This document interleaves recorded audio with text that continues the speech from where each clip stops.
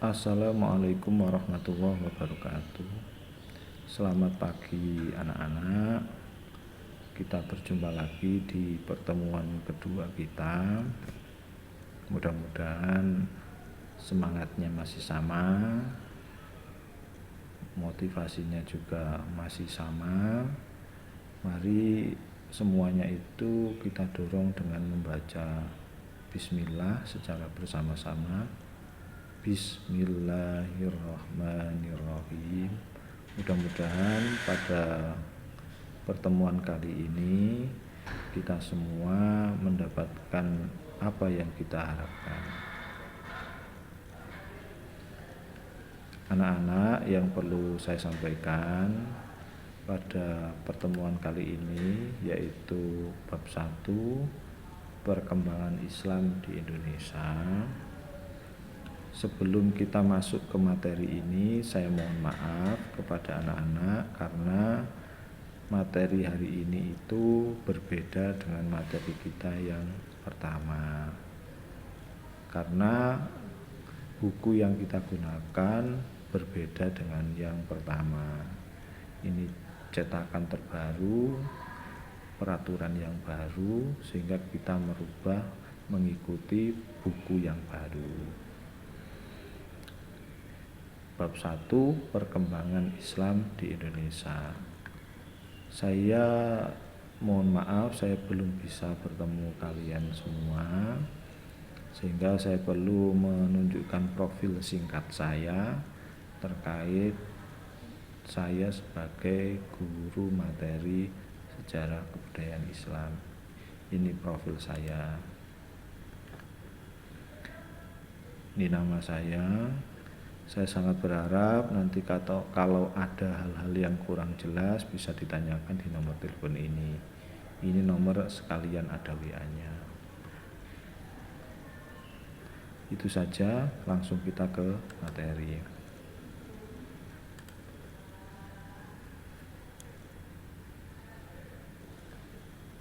Hari ini materinya adalah perkembangan Islam di Indonesia.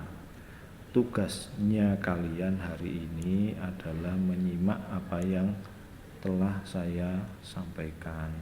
Nanti di pertemuan yang ketiga kita akan mencoba untuk membuat soal kepada kalian, mengevaluasi seberapa jauh kalian menangkap materi yang sudah saya sampaikan.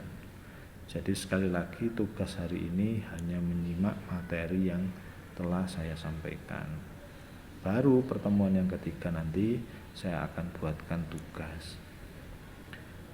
Terkait perkembangan Islam di Indonesia, nanti kita akan bahas situasi dan kondisi pra-Islam, jalur masuk Islam ke Indonesia, strategi dakwah, fase penyebaran Islam. Ya, ada beberapa subbab seperti ini yang akan kita bahas. Namun ini nanti kita hanya fokus pada situasi dan kondisi pra-Islam, di mana nanti kita akan coba membahas tentang masalah 1, geografisnya, keyakinan, perekonomian, politik, kesenian dan sastra. Langsung saja ya kita ke materi.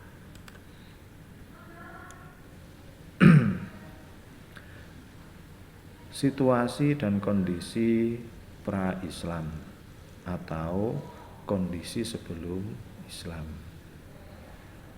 Alhamdulillah, ya saya mengatakan alhamdulillah, karena Indonesia sebelum datang Islam, masyarakatnya itu sudah mengakui ada kekuatan lain yang menguasai dirinya, atau adanya dirinya itu karena lantaran ada yang menguasainya atau ada yang mengadakannya. Ini penting bagi saya ya, untuk memudahkan ya Islam masuk ke Indonesia. Karena apa? Ketika di dalam dirinya sudah ada keyakinan seperti itu, maka akan jauh lebih mudah dibandingkan dengan orang yang tidak mau, orang yang tidak meyakini kekuatan apapun melainkan kekuatan dirinya. Jadi jauh lebih berat ya. Ketika dirinya meyakini semuanya itu terjadi karena dirinya, itu berat. Berarti dia tidak mengakui ada kekuatan yang lain yang mampu selain dirinya. Situasi dan kondisi pra-Islam ya dilihat dari geografisnya ya. Indonesia itu terletak di antara 5 derajat 54 lintang utara sampai 11 derajat lintang selatan dan 95 derajat 01 bujur timur sampai 141 derajat 02 bujur timur. Ini adalah posisi ya yang menunjukkan bahwa wilayah Indonesia itu berada di daerah Khatulistiwa. Apa sih daerah Khatulistiwa itu? Ada yang menyebutnya adalah daerah ekuator, atau ada yang mengatakan bahwasannya garis Khatulistiwa itu adalah garis khayal, garis imajinasi yang membayangkan dunia itu dibelah menjadi dua. Dunia dibelah menjadi dua itu disebut dengan garis Khatulistiwa. Dan di Indonesia termasuk berada di wilayah itu. Artinya di Indonesia termasuk daerah yang dilewati garis Khatulistiwa. Kita perlu bersyukur bahwa kita itu dilahirkan di Indonesia. Dengan kita dilahirkan di Indonesia, di daerah Khatulistiwa atau di daerah jalur Khatulistiwa, ini merupakan anugerah yang tak terhingga. Kenapa? Salah satunya saja, dengan kita berada di daerah Khatulistiwa, kita bisa memanfaatkan matahari setiap hari. Matahari sangat besar sekali manfaatnya buat manusia ya. Matahari itu sangat besar sekali manfaatnya buat manusia. Maka tidak jarang orang luar negeri yang tidak banyak melihat matahari, mereka berbondong-bondong ke Indonesia. Gak jarang orang luar negeri yang datang ke Indonesia sampai ke Bali. Itu dalam rangka apa? Untuk bisa melihat matahari, untuk bisa merasakan hangatnya matahari. Tidak itu saja sebenarnya ya. Dengan kita berada di wilayah Khatulistiwa ya, mulai dari pertanian, perdagangan ya, semuanya itu bisa mengambil manfaatnya. Bayangkan saja andai kata kita tidak mendapatkan sinar matahari 1 bulan, maka pertanian nggak akan bisa tumbuh dengan baik, pelayaran juga tidak akan bisa berjalan dengan baik, perdagangan juga tidak bisa berjalan dengan baik. Karena apa? Karena wilayah itu dalam kondisi gelap. Maka ini perlu kita syukuri. Tanaman itu bisa tumbuh karena adanya sinar matahari ya. Maka sekali lagi kita sebagai orang Indonesia wajib bersyukur atas nikmat yang telah diberikan Allah kepada kita, terkait tentang kita dilahirkannya di Indonesia yang berada di daerah Khatulistiwa ya. Jadi banyak manfaatnya. Jadi itu ya. Jadi kita perlu bersyukur kita berada di daerah Khatulistiwa. Sebenarnya banyak negara yang dilalui jalur Khatulistiwa ya. Yang bisa saya sebutkan di sini adalah Indonesia. Yang kedua berkaitan tentang masalah keyakinan ya. Sebelum kedatangan Islam, sesuai dengan apa yang saya sampaikan tadi, masyarakat Indonesia itu sudah menganut agama dan kepercayaan yang berbeda-beda. Jadi masyarakat Indonesia itu sudah ada keyakinan bahwa ada yang menguasai dirinya atau ada yang mampu dibandingkan dirinya. Terbukti apa? Terbukti adanya agama Hindu, Buddha, ya, seperti apa yang saya sampaikan tadi. Ada yang kepercayaan terhadap roh-roh, ya. Ini adalah sedikit gambaran bahwa Indonesia itu, masyarakat Indonesia itu sudah punya keyakinan. Ini menjadi fondasi awal yang menggembirakan bagi umat, bagi orang-orang Islam di dalam mensiarkan agama Islam di Indonesia.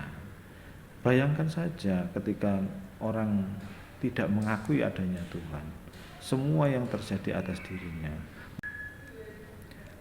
Yang ketiga adalah politik dan pemerintahan. Sebelum Islam datang, masyarakat Indonesia itu sudah mengenal yang namanya politik dan pemerintahan.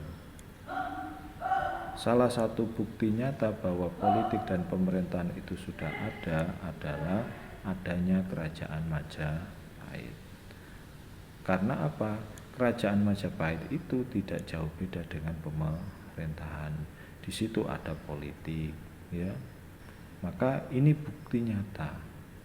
Selain daripada itu adanya banyak prasasti, ya, peninggalan-peninggalan, ya. Ada prasasti dari Kutai juga, ya.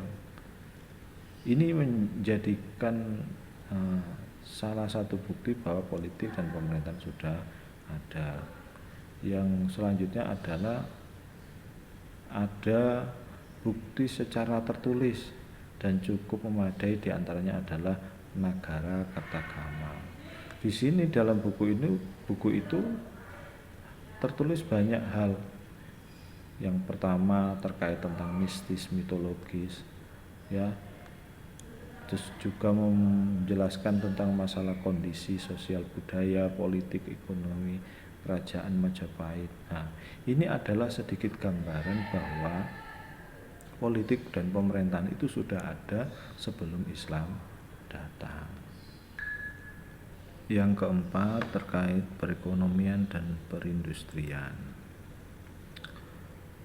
Jauh sebelum Islam datang, Indonesia itu sudah mengenal yang namanya perekonomian dan perindustrian.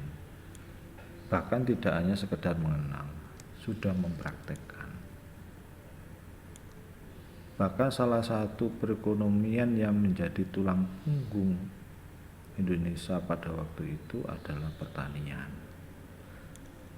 Jadi pertanian itu menjadi salah satu tulang punggung perekonomian pada waktu itu untuk memenuhi kebutuhan wilayah yang ada di Nusantara.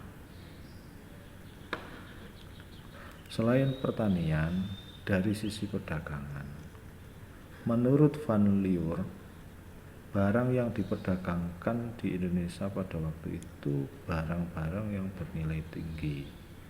Seperti apa? Logam mulia, perhiasan, barang pecah belah, kain tenun, juga bahan baku untuk keperluan kerajinan. Ini ada sebelum Islam. Dari data arkeolog, ya, sebaran temuan, ya, keramik sepanjang pantai utara Jawa. Ini kan juga sangat luar biasa. Hubungan dagang wilayah ini, ya, dengan Cina telah terjalin dari abad 19, ya, dari abad 9 sampai 10 Masehi. Ya. Jadi komunikasi perdagangan antar luar negeri itu sudah ada pada waktu itu, jauh sebelum Islam datang. Para pedagang asing yang datang sampai ke wilayah Majapahit, ya, ada yang berasal dari Champa, Homer, Thailand, Burma, Sri Lanka. Andai kata kerjasama luar negeri itu dari dulu itu sudah ada, ya. Ini buktinya apa? Majapahit sudah pernah melakukan transaksi dengan Thailand, Sri Lanka, dan India. Ini adalah bukti bahwa perekonomian dulu itu ya sudah berjalan cukup bagus, ya.